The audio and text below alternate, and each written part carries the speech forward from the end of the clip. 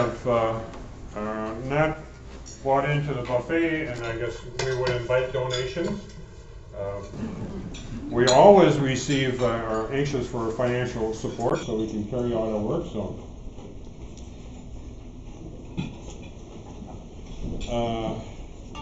welcome. And oh, dessert. We'll have a short break after Hanan's presentation. So if you haven't had your dessert yet, you'll have a chance to grab it then. So welcome to a presentation by the winner of our second annual sermon contest. My name is Larry Cooper, president of UUs for Justice in the Middle East. The theme for this year's contest was, why are UU congregations reluctant to discuss the Israeli-Palestinian conflict, and how can they overcome this reluctance to keep our faith to help our faith community contribute more meaningfully to the cause of peace and justice for Israelis and Palestinians. Hanan Watson was born in Jerusalem of Palestinian Christian Arab parents and became one of 750,000 refugees from the newly established State of Israel in 1948. She earned bachelor's and Master of Arts degrees from the American University of Beirut. After moving to New York in 1966, she worked in the executive search field until retiring to devote herself to volunteer work. She is past chair of and continues to serve on the board of Just Vision, a nonprofit organization dedicated to publicizing efforts of Palestinian and Israeli leaders working together for the cause of peace and justice. Among the many accomplishments of Just Vision is the production of 2 feature documentary films, Counterpoint, released in 2006, and Budrus, released in 2010, which will be shown in our 1 p.m. workshop tomorrow. For the past 10 years, Hanan has been a member of All Souls Unitarian Church in New York City, where from 2003 to 2006, she chaired the All Souls Peace Task Force and currently serves the congregation as a lay pastoral associate. Following Hanan's presentation, we will present checks to her and our runner-up winner, Reverend Jason Leiden. Please welcome Hanan.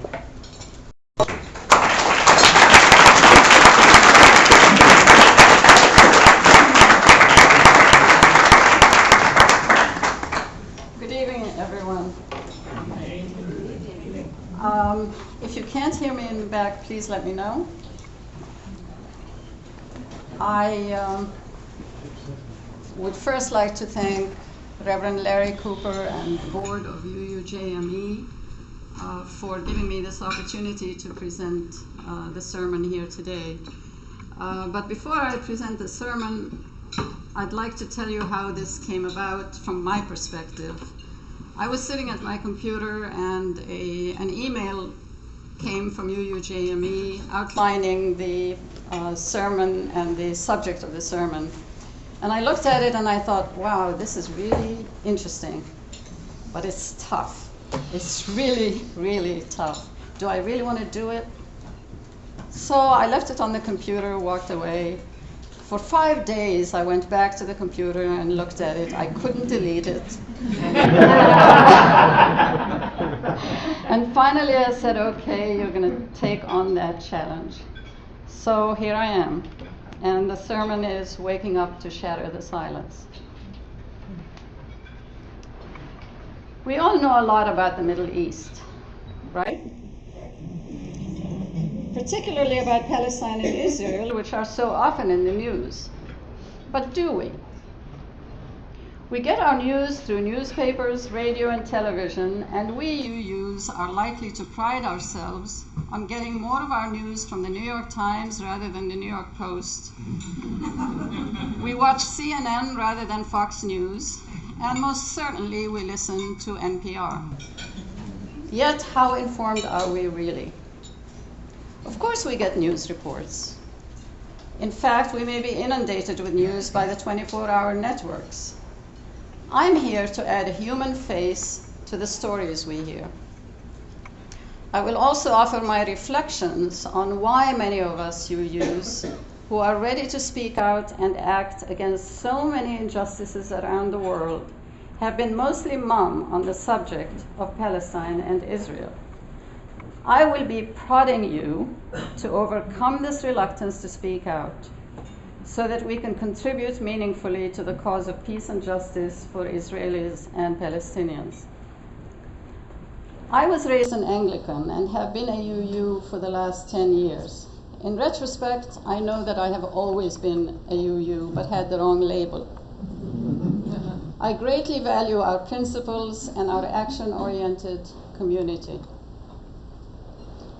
Unitarians and Universalists have been on the forefront of recognizing abuses and working diligently for human rights, from abolition of slavery in the 19th century to the civil rights movement of the 1960s to today's gay rights.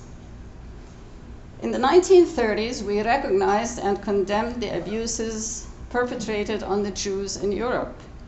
A number of Jews, many of them children, owed their lives to Martha and Wait Still Sharp, two Unitarian activists who rescued them from the impending Holocaust. It's in the light of this history that I'm here today to engage you in a discussion that may liberate us from the bonds of silence and make it possible for us to help untangle a riddle where seeds of hatred have been planted and winds of animosity are gusting on both sides. To help you understand where I'm coming from, I'd like to share with you a segment of the imaginative and hopeful poem Jerusalem, which I closely identify with.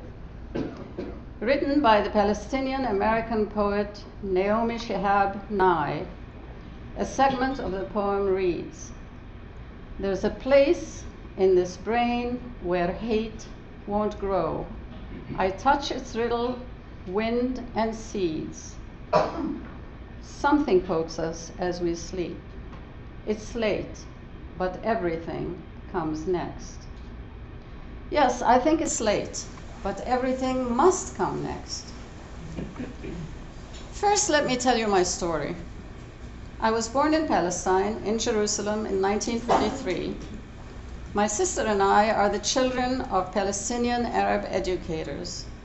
I have some vivid memories, though disconnected memories of the first 5 years of my life in Jerusalem.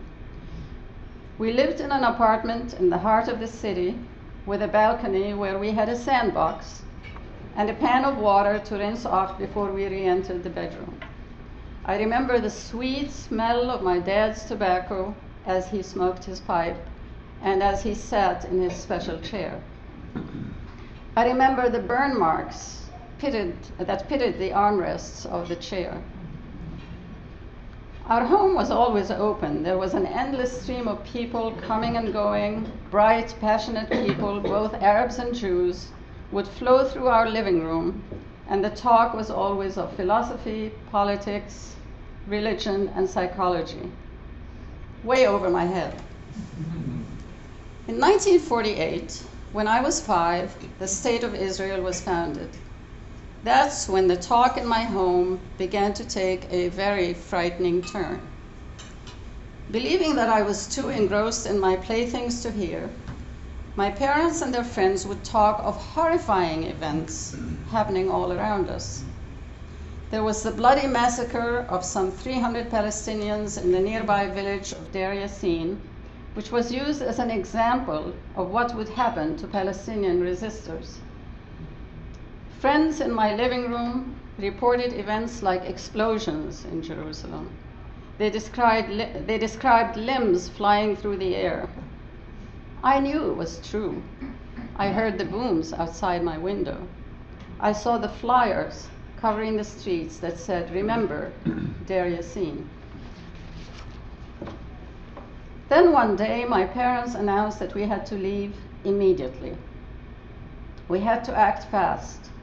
I watched as a few possessions were hastily rolled into a small rug, and we left as my sister and I sobbed. I can remember pleading for a basket, a small wicker basket that we kept in the family break front with our china and silver. I desperately wanted it for the trip. My mom said we couldn't take it, and off we ran. We were wrenched away from the normalcy of life, possessions, friends, school, neighborhood walks, a sandbox, wrenched from all that was precious to us. My memory of the days and weeks that followed are a chaotic blur of moving around. My family eventually settled in Jordan, where my parents found teaching positions at a boys' school. Over the next 3 years, our family of 4 lived in the boys' school in one room with curtain dividers and a common bathroom down the hall. My life was defined by deprivation, anxiety, and eating disorders. Fast forward. As a college student at the American University of Beirut, majoring in history, I learned a lot about nations conquering nations, bombings and land invasions, but missing from these stories were the people. Never did we ever touch on how people's lives were destroyed by each war, and especially how children were repeatedly yanked away from the safety of their loving homes into deprivation, fear, hunger, death, or mutilation. Glaringly missing